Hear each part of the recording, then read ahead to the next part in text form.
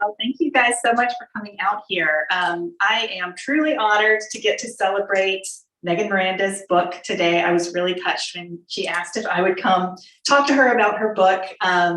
Megan is not only a fantastic writer, she's also a close friend and longtime critique partner. So we've been through the trenches for quite some time together.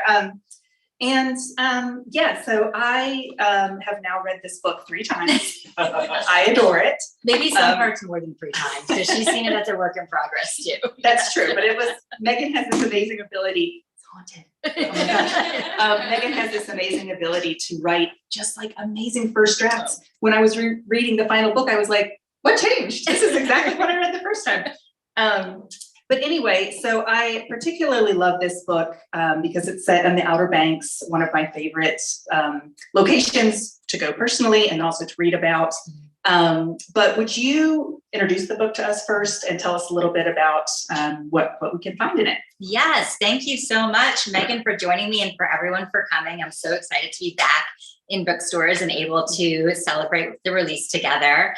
So The Only Survivors, my newest thriller, is about a group of former classmates who were the lone survivors of a tragic accident when they were seniors in high school.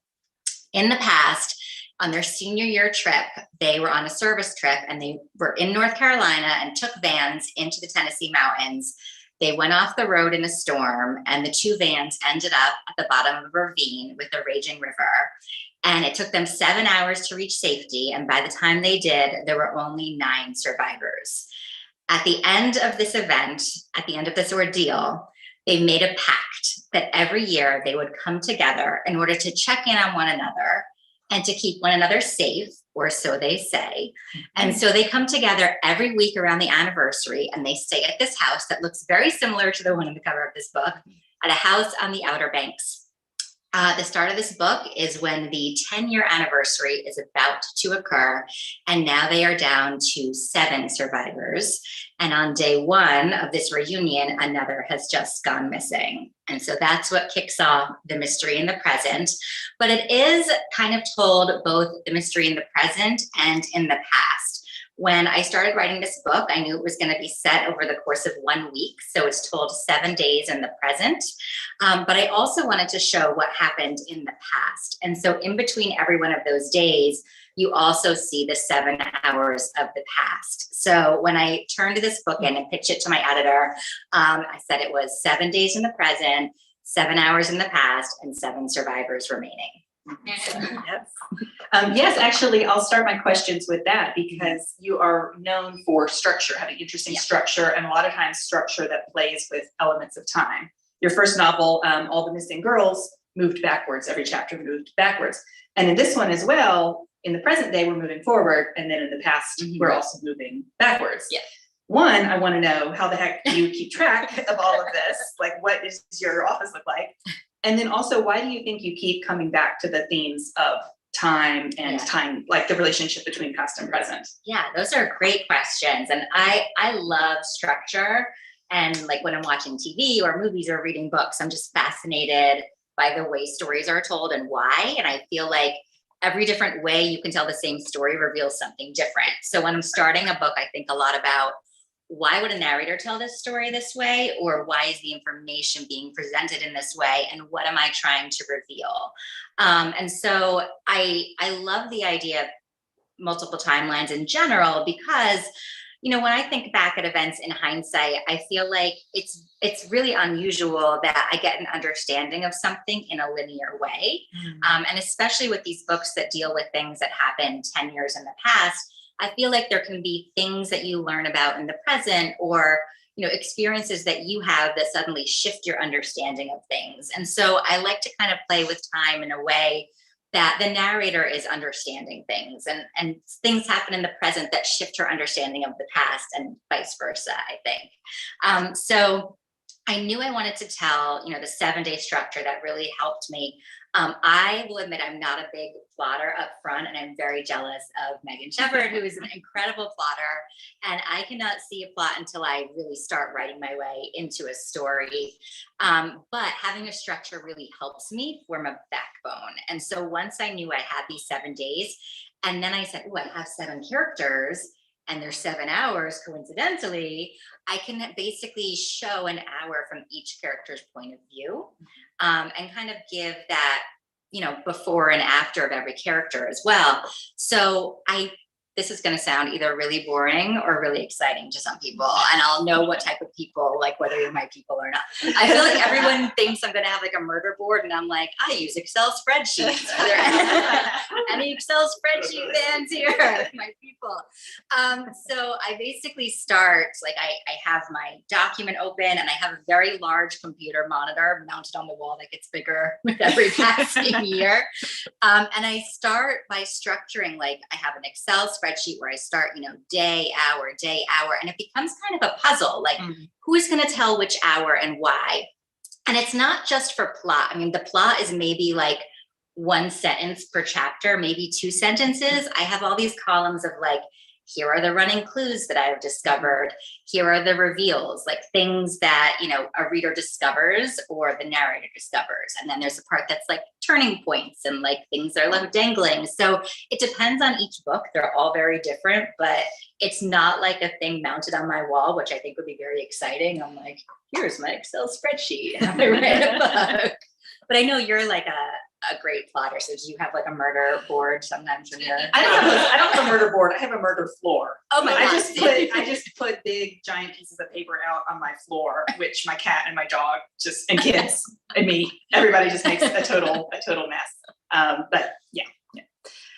Well, so you mentioned the 7 different characters, which are the 7 different current survivors. Yeah. And I think it's so interesting the way you not only structure this in terms of time, but with characters. So all the scenes in the present are told from Cassidy's point of view, the main character. And then all the ones in the past are one at a time, like from the 6 different other survivors and Cassidy. And that could get really confusing, but you managed to make each character, give them such a unique voice and personality. They really stood out. One thing I thought would have been so easy for an author to do would have been to fall back on high school cliches and have like the athlete, the cheerleader, the nerd, but you didn't do that. And all of your characters feel like, wow, this is like a real person I would have known in high school while still avoiding those cliches. Was that something you kind of tried to do intentionally? Me, I think a little bit I did. I did try to stay away from just having everyone be a cliche, but I think one of the reasons it ended up that way was I started with who they were in the present when they met each other the first day here. And that's because I write my way into a story. So I kind of threw them all together in this house and was like, let's figure out who you are. And then it almost became backing into like, well, why are you that way? And that's how they kind of backed into the people they had been in the past. But I was really, like you were saying, it is a large cast, and to introduce them all at once, I thought about like, how am I going to make each of these characters distinct? And the way I tried to do that was not necessarily with, whether they were the jock in the past or like the class clown, but in the present, what did they decide to do with their lives after this accident? And I think that is something that was probably the thing I was most interested in exploring in this book, was like how 9 people can have the same life-changing event, and yet their lives have gone in 9 different directions from here. And some of them, their lives have completely gone off track, and they've stayed very close to the site of the accident and have made it, that world there really a part of their daily life. Some of them have gone off and become completely different people. They were not friends before this, so they're very, very different types of people. But I tried to think about who they are now and what their job is. So for instance, there's a character, Grace, and she is a trauma therapist. And because she's a therapist, she speaks like a therapist to everyone. So that was a way for me to kind of make her distinct on the page. And Brody is an EMT and Joshua's a lawyer. And so using those as like, I guess, guideposts for me helped to create distinct characters. And then it was really interesting for me to kind of go back in time and figure out what was their hour like?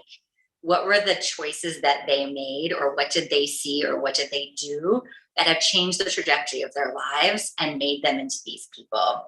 And that was the thing I was really interested in contrasting, and that kind of created who they were in the past, I think, as well. Yeah, that's so interesting. And it plays to your strength from writing YA as well, and which is all about looking forward and who are you going to be. And now in this book, you've got that. You can say kind of time jump and see what did their trauma and other experiences turn them into. Yeah, and I think that's the one thing, like, I feel like a lot of my writing YA and starting in YA did give rise to the types of books I write, because a lot of my adult books are about things that have happened in the past, specifically when they're in high school. This is the first one where I actually like gave a voice to that time as well, but I feel like I was able to merge the things I love about writing YA and the things I love about writing adult suspense, both in this book. So I heard you told me a little bit about where the spark for this idea came from, which is a true story from your real life. So can you tell us that story? Yes, and it's not a tragic story, I promise. So like this, okay, so usually I do not get like a plot like, oh, this is the book I'm gonna write and this is the idea because of this one thing that happened. Usually it's like a long way into finding an idea. And this was a very different situation, that there was like a thing that happened where I was like, well, now I'm going to go write this book. So it was on a family vacation. It was a happy family vacation. Then I turned very creepy. But we went to 2 summers ago, we went to Puerto Rico to visit my husband's family. And our friends came with us. They had always wanted to see the area. And I said, well, let's go together and we can show you around. And we decided to rent a van together because we all had kids. And we got to the rental site place, and we had not rented a minivan. We had rented a tour vehicle. So we found ourselves in a tour vehicle, which we were thought, oh, this will be fun, except for my husband who had to drive us around in this tour vehicle. But the first thing he does is he puts his phone in the cup holder where we didn't see right below it. There was this fine print that said, no phones here. We soon discovered why. He closed the door and his phone shattered. Like day one, very ominous start to our vacation. Phone is gone. Then things got weird. So the next morning, he and my teenage daughter are walking on the beach and they see something in the surf, and they reach down and it is a phone that has washed up at their feet in the surf. And it was in one of those like OtterBox or life-proof cases. It was cracked though. It was full of water and sand. Like it was obviously dead. They brought it back to the condo. Like, this seems like something we were meant to find. What a weird series of events. Let's see if we can track down its owner. I am like immediately, this is a horrible idea. Like, have you watched no crime fiction? Have you seen no horror movies? This is obviously evidence of a crime you have just brought back to our condo. So anyway, they were like, well, let's just see. They left it in the sun. We went out for the day, kind of forgot about it. My daughter got back first. I meet her there and she's kind of lounging on the couch and she goes, brought that phone inside, plugged it in, it works. And there's no passcode screen. Super weird, right? Like red flags everywhere. So now I'm like, we have just made mistake number 2. We have turned on this piece of evidence in a crime and now people can track us down. Undeterred, they're like, why do you think that way? That's not a normal way to think. And I was like, okay, well, it's helpful for thrillers, not like in your daily life, apparently. So they like went through the phone, but nothing would work. Like it kept crashing. And they found one piece of evidence, which was the last photo taken, which was on a jet ski, like taken from the vantage of a jet ski looking out into the ocean. I mean, the scene of the crime, right? You were all on the same page here. So then they find the emergency contact number and they're like, well, we can't call it from here, but let's call it from our own phone. I mean, at this point, like, so many steps we've gone down into this criminal investigation, but it was not evidence of a crime. I was wrong. They did track down the phone's owner, and like it had been lost 2 weeks earlier. Wow. In the ocean on a jet ski. And I was like, that's really weird. Like, that's such a weird story. No one would believe that happened. It's like a commercial OtterBox. Right? I know. And I still have some questions, but I kept thinking about like all these other like possibilities. So I got home and I was like, I'm going to have to write this. And there's a scene in chapter 2 that sounds like just like this. It's eerily familiar. It goes in a completely different direction, but I was like, wondering how could people who both lost and found a phone be connected? Well, like friends and family would be too nice and fun. So I know it's a reunion that absolutely nobody wants to be at. And that's how I backed my way into the story. And when I started writing it, I sent my editor an email because I was like, you're going to read this and be like, a phone washes up at someone's feet. and there's no passcode screen. Really? And I will tell you that is the only true part of this book is like that scene in chapter 2 when Cassidy gets to the house and doesn't want to be there, goes for a walk on the beach, and a phone washes up at her feet. And it becomes a very different type of story, but like, that is in this book, that scene. It drives me crazy when you're pulling things from real life and your editor says, no one would ever believe that. Right. It happens all the time. Yes. I'm like, real life is stranger than fiction. It's true. Well, so thinking about all of these survivors trapped in this house, and especially when I saw the cover and saw the house, I thought to myself, that looks like the house from writing retreats that we've stayed at a lot. But in the mountains, we stay in the mountains instead of on the beach. And I was thinking about this, the tone of the book, these people in this house for a week reminded me of our writing retreats, although less murder, more wine, same amount of wine, less murder. But I think that our writing retreats that we've been on with groups are so interesting because we're all there to be social, you know, like we spend a lot of our time talking and just having fun, but then we're also all there to work on our individual projects as well. And so it's kind of this interesting balance of the social and the individual time. And your characters in the book, you know, they're not writers, but they're not on vacation either. They all bring their lives with them and they're all still trying to, you know, work remotely and all of that. And so I just thought that mirrored the way that you did the split POVs of the book, how you have some are kind of communal and then some are kind of more from an individual perspective.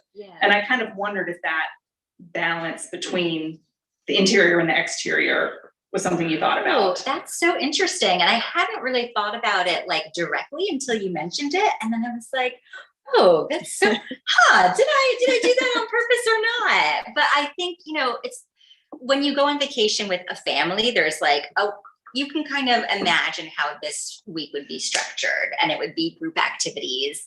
And same if you went with friends. And I think the fact that these are people who were not friends, not family, don't really know each other that well outside of this one event in the past. And then the 1 week every year they see each other now, kind of gave a totally different dynamic where some of them are social people where they act social and they act like they're checking in on everyone. And then there's some who would really rather just spend the whole time in their room, maybe working. You know, one of the characters like commandeer, like she takes over the whole kitchen and makes it like, I'm doing my virtual, you know, work here and everyone has to kind of go around her. But you know, there were some characters who tried to kind of give this week a structure, like we're going to do this thing together and we're all going to be together. And then you sort of wonder like, why is he so intent on keeping everyone together? Because it soon becomes obvious that like somebody might be watching them or,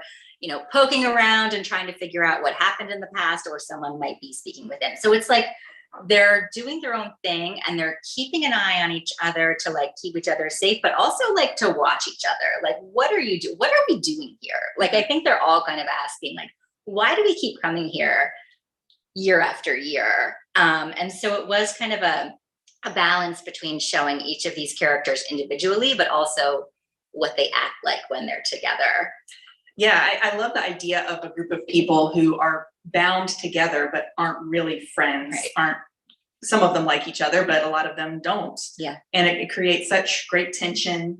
And then a little bit later in the book, it comes out that some of them are being contacted by perhaps members of the press or podcasts, like maybe there's going to be a tell-all about what happened, the truth about the tragedy that happened.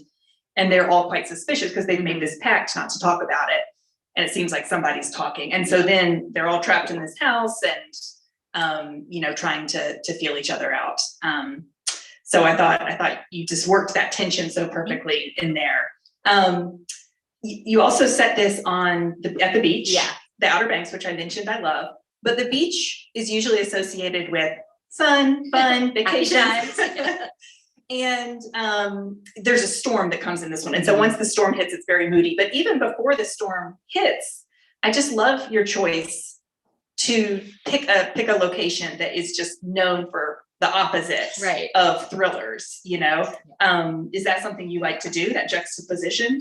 Yeah. So my husband at this point jokes that like my brand is taking places we love and then turning them creepy. Like last year I ruined hiking, and this year I was like, here comes the beach. But they really are places I love. And I feel like they're places that I get a lot of peace from. And I like this idea that the characters do too. Like they pick this house on the Outer Banks because it's a place of safety for them. Like it's far from the site of the accident. It's isolated. You have to take a series of bridges to get there. There's not a lot of people around this time of year where they're staying. And I love this idea that every place can have this duality. Like it's the most beautiful place in the world, or it's the most terrifying. And it really just depends on your frame of reference and what's happening in that moment. And it can be both. So for some of these characters, it is a place of peace. But even for Cassidy from the start, she can only really see the negative a lot because it's reminding her of the past. So even though this is a place surrounded on all sides by the endless deep to protect them, she's also like, we spent 7 hours trapped in a river. Like, we don't like the water. Like, it's terrifying for us. And then same with like the storm that comes. So, you know, this is a place that's very isolated in a good way, but it can also become isolated in a bad way. And it's very easy to become trapped. And I went and did a research trip in early May when I was writing this book, the same time of year. And right after I left, there was like a headline in the local news that 2 houses had been swept out to sea in the same town we were staying. And it wasn't even it was like a storm off the coast where it was like a low pressure system and all the tides were rising. And then they had to shut down the highway. Oh my gosh. Because in high tide, the waters were flooding over the road. And so when that happened, I was about 3/4 of the way through writing this book. And I was like, well, hold on, I'm going to go back. And You put that in the book. That's in the book. Now there's a storm.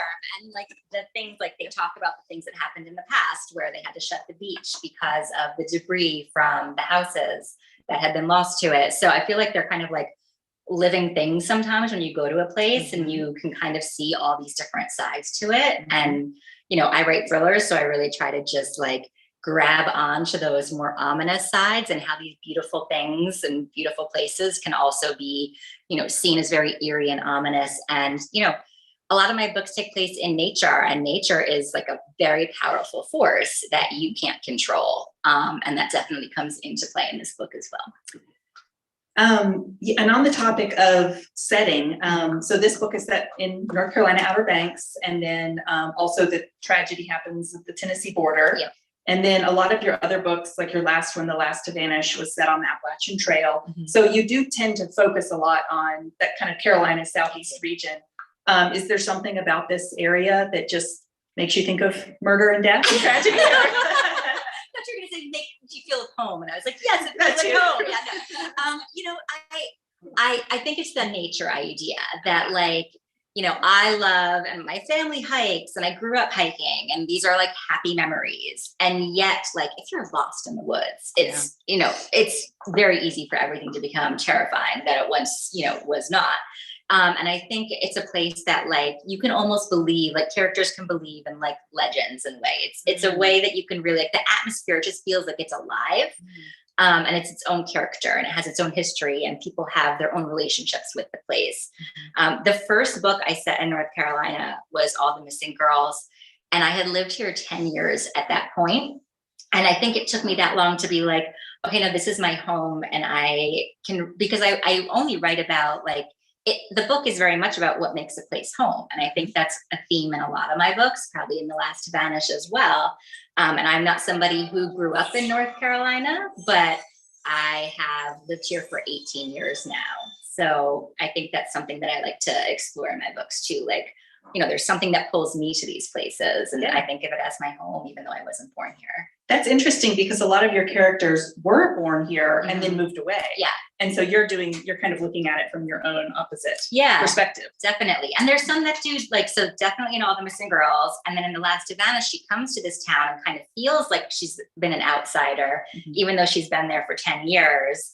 And it's kind of about, like, what is the trade-off for her to become a member of this community that has kept its secrets very safe for like 25 years. Okay, well, Those are the questions I had. I will say there's a lot of secrets in this book as well. There are some big twists that I am just trying so hard not to give away, even though I want to ask spoiler free. Yeah. after dinner. I'll pick your brain when we don't have an audience about all the spoilers. But it really is just such a fantastic book. It feels so, your readers who love your other books are just going to adore it too. So yeah, we would love to take some questions from the audience and hear from you all and from you all at home as well. Do we have any questions? Yes. First of all, I'll say, Megan Shepherd, you're a wonderful interviewer. I actually wrote down my questions for Megan Miranda, and you literally asked her on That's amazing. I'm sorry, I stole your questions. She's the best. With that being said, Megan Miranda, I've been a fan since all the Missing Girls. Thank you. I'm very early into your newest one, and it's hitting home because I'm originally from the Ranked area. Oh, wow. To Asheville. My biggest question, and the thing I love about your writing from all the way back to All the Missing Girls, is that whole writing process you were talking about. How do you do it in your mind to tell a story backwards? And I'm fascinated by your answer to Megan Shepherd's question that you actually start writing and you don't really know where you're going with it because your plots are so complex and so twisty and turny. That's what originally I fell in love with your writing. So I just want to know then, what are your inspirations? Is it, I sense themes, some themes that are common, you know, the female protagonist running from the past, you know, a lot of that. I mean, is a lot of this autobiographical or is it just what comes to you? Yeah. Do you mind if I just repeat the question, just in case people at home didn't hear it? So the gentleman asked about your writing process, particularly writing backwards. And if you're not a plotter, how does that work? Right. And then if the themes that you come to are at all autobiographical. Right. Yeah, no, those are all great questions. And thank you so much for the wonderful compliment too. So I feel like my books become twisty because I start with a character and I start with a group of characters that I don't know very well. And a lot of the process becomes figuring out what secrets they're keeping and the unwinding of those mysteries. And so my process when I start writing is that the first quarter of the book is figuring out what are the puzzle pieces here. And I don't always know what those will create, but it's like a fun discovery phase of like, what are the puzzle pieces in this town, in this world, in this community with these characters? And once I discover that, I feel like that's what helps me create the plot, because I feel like a lot of times a character, you know, I know you figure out what they're afraid of and whether that's, you know, afraid of the dark or like afraid of like things being known about them. What are they trying to keep secret? And then the plot almost develops in opposition to those things. Like, how does this character and this plot go hand in hand? And even All the Missing Girls, which I wrote backwards, I did write it in the order that it's read because it's about the character and why she's telling this story this way. And also you get to know the characters in that way as well. I wanted it to still read like, you know, you learning the character arc going in one direction. But because of that, there's a lot of revision. Like my process is a lot of revising when I figure things out. So the spreadsheet helps me a lot because now I feel like if I can see the first turning point, I can write freely until I get there. And then once I get there, I think to myself, do I see where this is going at the halfway point? Like, what is the thing that's going to shift the way either the narrator or the reader is understanding this story? And that once I get there, then I'm like, I really hope I see the end, but I don't always. And a lot of times my first draft is a discovery draft, and then I do the work after that. The themes for me are things that really, really, I feel like ground the plot and the characters. And I am thinking about them a lot when I'm writing. So in All the Missing Girls, my first draft was called Disappear. Actually, it was called that when I sold it. I sold it as Disappear because that was the theme to me. It was not only people who walk into the woods and disappear and don't come back, but it was the versions of people who disappeared in the past and whether they still live inside. And so that helped kind of create the question throughout the book as well. And I don't know if they're autobiographical. They're things that I definitely think about a lot. And I feel like a theme is a question to explore and it doesn't necessarily have an answer, but that is sort of the thing I'm trying to do through the eyes of this character and who they are in the world. I imagine your copy editors must either love you or hate you, because copy editors are really look for the consistency, especially with timing issues. Right. And for yours, like going backwards and keeping track of who knows what when at that point must be a huge challenge, although I'm sure a lot of them are like that challenge. Yeah, and that was actually something, now that you mentioned it, that was really helpful for me when I was writing all the missing girls. So it wasn't just about the plot, but I had like lists for each day, which was what the reader knew at any given time and what the narrator knew at any given time. So the goal is that you're walking that line. You're not lying to anyone. You're just maybe saying something that people interpret one way, but the narrator is thinking of in a different way. And that kind of becomes a puzzle as well. But I also think there's fun in the different structures and the puzzle element to it. Yeah. Okay. We'll take this question from the lady here in the white.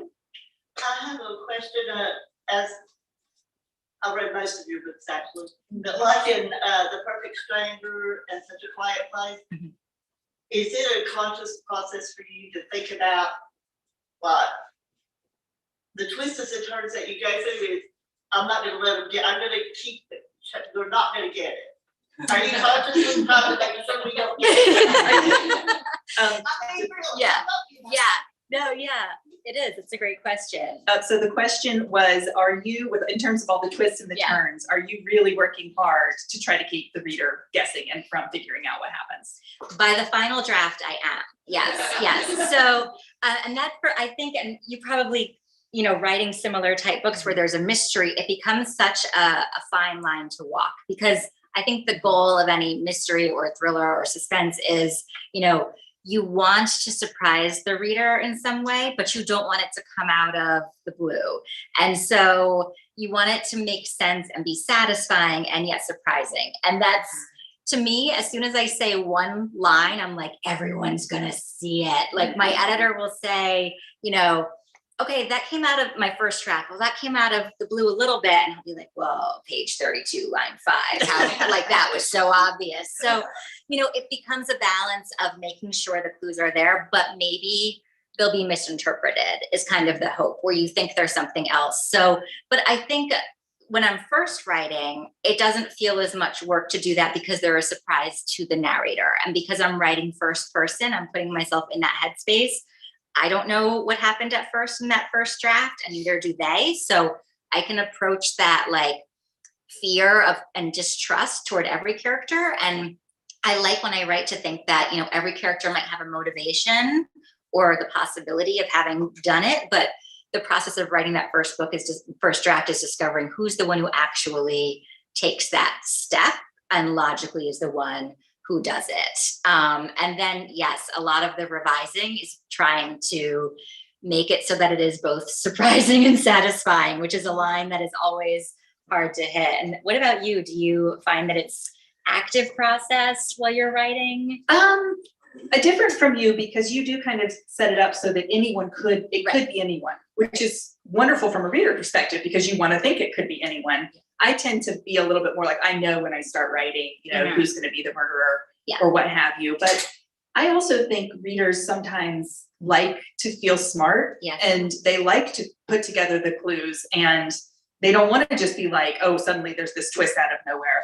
And so sometimes I'll try to like throw my readers a bone where I'm like, oh, you can easily put this together, but you didn't realize that this was the actual big twist. And so that kind of keeps them surprised while also making them feel really proud for having figured out a big part of the mystery.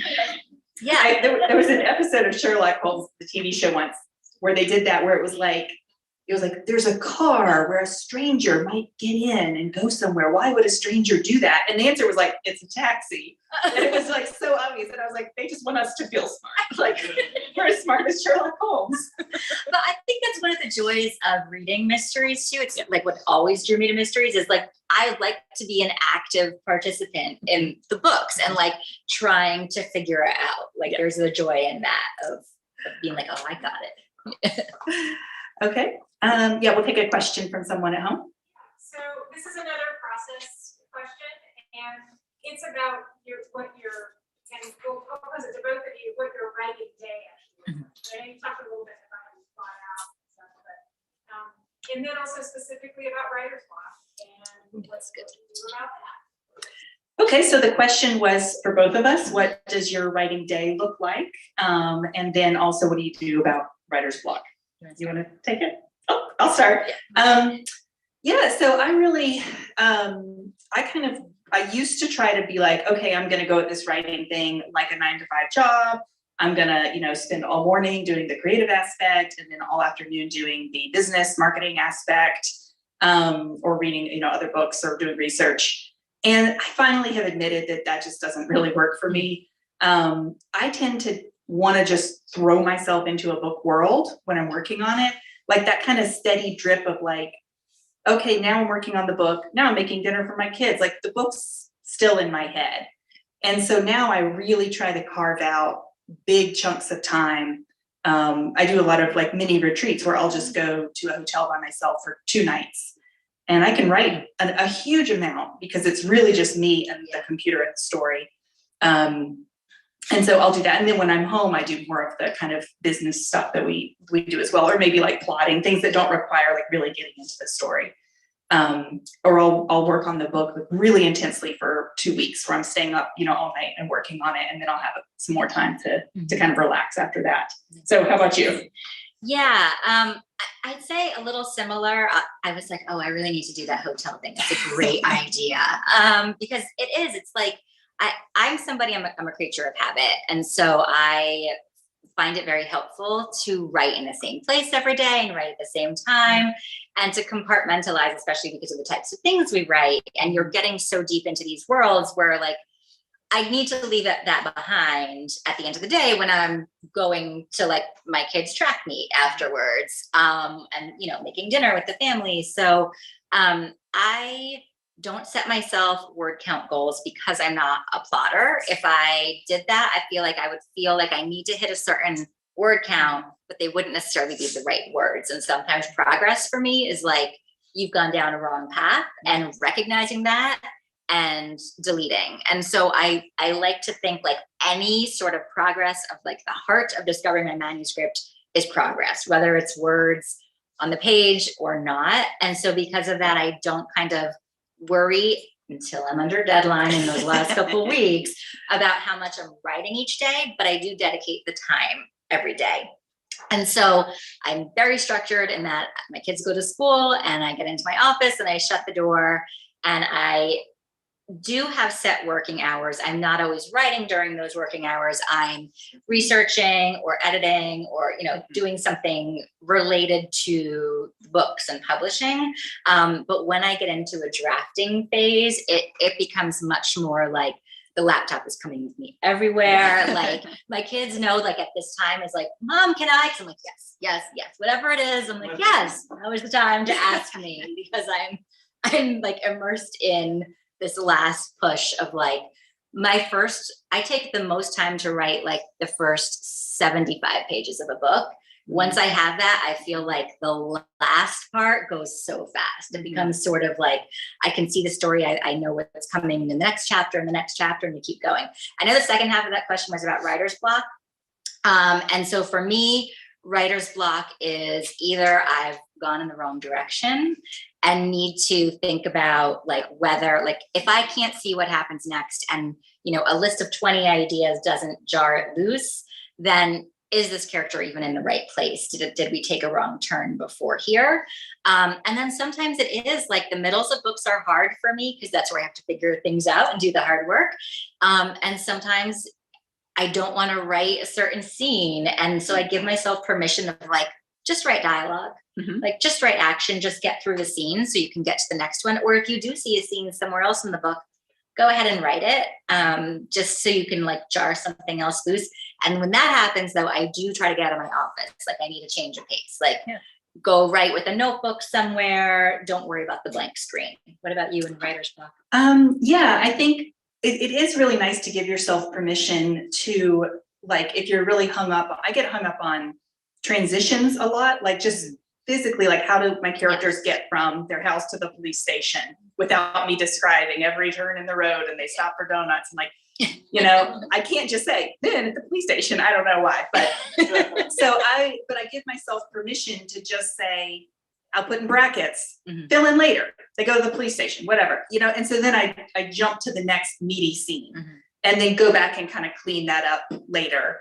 Or if I know, okay, here's where I'm going to describe the main character's mother. And I know that at some point I really want to spend a lot of time focusing on that. I'll just put describe main character's mother later, and then you can kind of jump ahead and then come back to that when you're in that mood to get more into the deep things like that. And I think also just there's so many different parts in writing a book. There's plotting, there's drafting, there's editing, and they don't have to happen in a certain order. If you write 2 chapters, you can go back and edit those, or you can research for future chapters. And so if you do get writer's block, a lot of times I'll just switch from drafting mode into plotting mode or into research mode, something like that. So I'm still working with the same material, but it's just working a part of your brain that's just not stuck. Yeah, no, that's really smart. That's great. All right, do we have any other questions? Yeah. Someone from the at-home audience, which is about research. Mhm. And what does your research process look like when you're researching? And then also specifically, is it ever difficult if you're researching traumatic events? So the question was about research. How do you approach that? And particularly about traumatic events. Yeah. Yes, it can be difficult when you're researching traumatic events. And I honestly don't usually do that up front. I try to think about these characters in this story and what I imagine happening there. And then the research often comes in after, where I am looking at similar types of things that might have happened, or like what does the case look like that surrounds something like this? And sometimes the research, like people sometimes ask, like, does the writing of the book ever scare you? And I'm like, usually it's the research, not the writing of the book, because you're kind of controlling the element of the writing of it. So there are 2 stages of research, and one is like the things like I don't want to Google, right? So you're like, when you're a thriller writer, you're like, oh God, my Google search history is like, please no one ever look. And so that usually comes after I have the idea of what I want what I think my story is going to be. And then I talk to either, a detective or people who work in legal field, or whatever jobs these characters do, and kind of ask those questions of like, here's the premise, does this idea hold water, and what are the things I'm not aware of in this process? But the other part of research that I really enjoy, I take a lot of research trips, and that for me is often where a story comes alive. Like I was saying, even leaving the Outer Banks and then seeing the news about what happened there, gave a lot of a backbone to this idea. But when I went to the Outer Banks, it was super helpful because like I've only been there in happy times. Like I love the Outer Banks. I go with my family. It's wonderful. I'm not thinking about all the creepy things that happen there. So when I am writing this book, and when I wrote The Last to Vanish, I took a lot of research trips. My husband is always game for it. And I'm like, now we're going to think about the creepy parts of this environment. So when we went there, I made him go out like at night on the beach. He's like, what? Because me, I'm in bed at like 9 p.m., right? So he's like, why are we going out at night? And I'm like, well, I need to see, like, how far can I see with the flashlight on and with the flashlight off? And what does it sound like? Is it terrifying? It is terrifying. And I realized that, like, as I was out there, though, that I am the creepy element in someone else's story, right? Ooh, Someone's looking at the house, like, there's this person creeping through the dunes, and, like, That's your turning a next book flashlight idea. on and off. I know. And that was like, oh, this gave me a new idea. Yeah. So things we do for authenticity. But research, I'm more focused on that type of research than spending a lot of time in the actual traumatic event. And I'd say, because I'm trying to craft something from fiction and imagining characters who are not real, but thinking about, like, how does this character react in this situation? And which, so I think the more I can free myself from some things that actually do happen, you can kind of follow that through. I think the research comes about, like, the logistics of a rescue and stuff like that. Yeah, I think a lot of authors, we're really good at separating truth from fiction in our head and the way we feel about each one. Because I have a really hard time listening to true crime podcasts or documentaries. I just feel it really deep and viscerally, but I can write about that stuff happening to people who don't exist. And it doesn't bother me in the same way because I know that these are not real people. But yeah, I've taken my husband on a few traumatic research trips too. I think my second book was set in London, and it was inspired in part by Jack the Ripper. And so my husband was like, I was new to writing. He didn't really know exactly what my job entailed. And he was like, oh, this is going to be like this great trip to London, you know? And we get there, and I'm taking us to like Victorian era surgical suites and digging through the cobblestone for where would the blood go.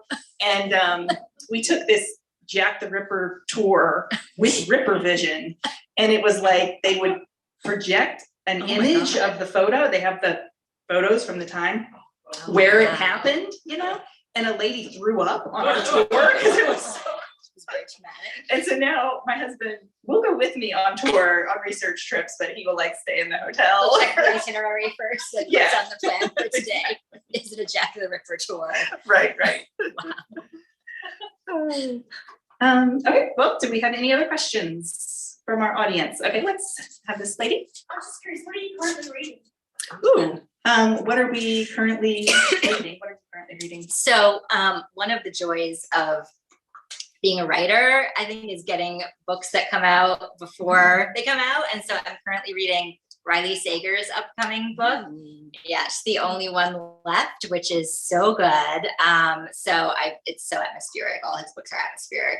And then I recently read another book coming out this fall called Blood Sisters by Vanessa Lilly, and a book called First Lie Wins by Ashley Elston, which is like a twisty con artist book. And that will be out in January. I just got the art of that, and I am very excited to read it. So good. And the books I've been reading are El Cosimano's Finley, what is it again? Finley Donovan series. Yeah, the Finley So good. Donovan series, I think are so amazingly brilliant, so fun. They just scratch every itch I want as a writer. And her fourth book is coming out soon, I think. Yeah, her third one just came out, and I Okay. think her fourth will be Maybe in just the spring. announced. Yeah. Yeah. And so those are my happy place. Okay, do we have any other questions? What are you working on? The question was, what are we working on next?